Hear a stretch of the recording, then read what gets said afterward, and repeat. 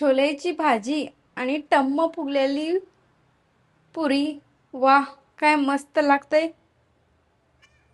लगेच करू आपण रेसिपीला सुरुवात. चला तर आज आपण बघणार आहोत छोलेची भाजी कशी बनवायची.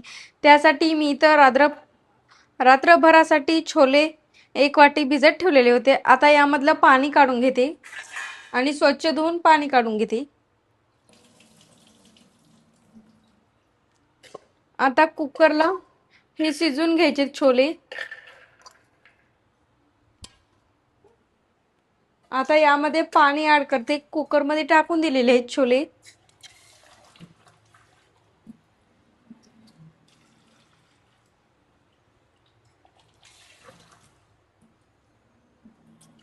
यामध्ये मी 1.5 ग्लास पाणी टाकलेलं आहे.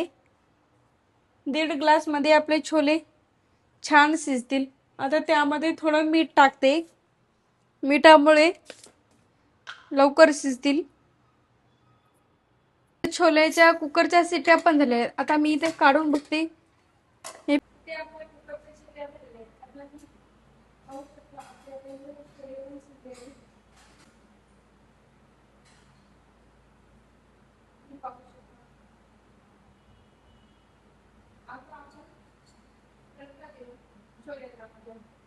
आता इथे गॅस लावून घेते. गॅसवर कढई ठेवून देते.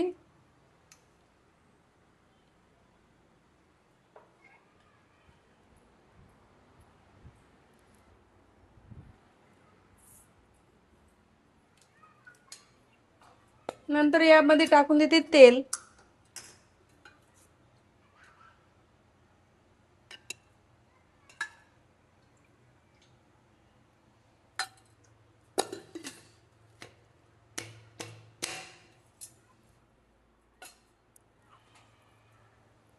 यामध्ये तमालपत्र टाकून देते.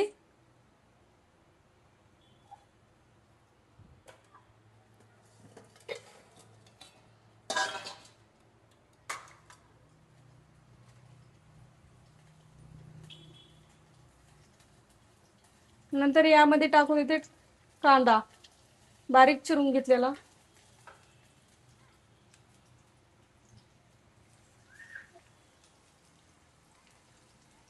कांद्याला लालसर रंग येईपर्यंत तेलामध्ये परतून घ्यायचा. नंतर यामध्ये टाकून द्यायचा टोमॅटो बारीक चिरून घेतलेला.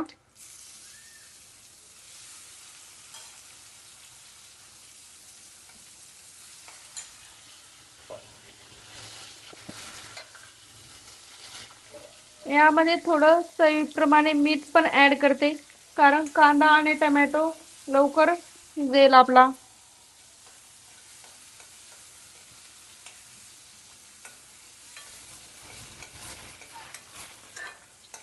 कांदा आणि टोमॅटो चांगला शिजून घ्यायचा तेलामध्ये.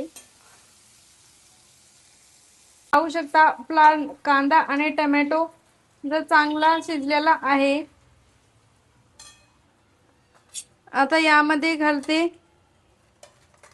आवडीप्रमाणे चवीप्रमाणे लाल तिखट.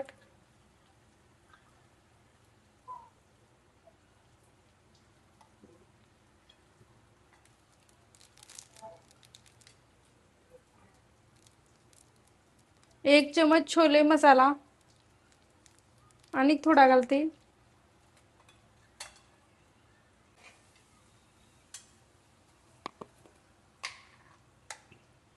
यामध्ये थोडा गरम मसाला ऍड करते.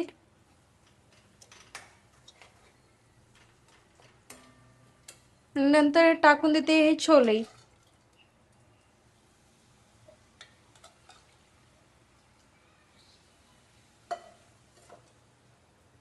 नंतर याला आता मंद आचेवर 5 ते 6 मिनिटं शिजून घ्यायचं.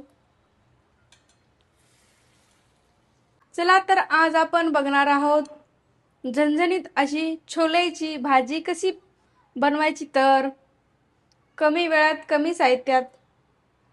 इथे आता 5-6 मिनिटं झालेले शिजून आपलं गॅस बंद करून घेते. आणि आता यावर बारीक चिरून कोथिंबीर घालते आणि आता लगेच खायला सुरुवात करायची. टम्म फुगलेल्या पुरीसोबत कशाला बघायची वाट.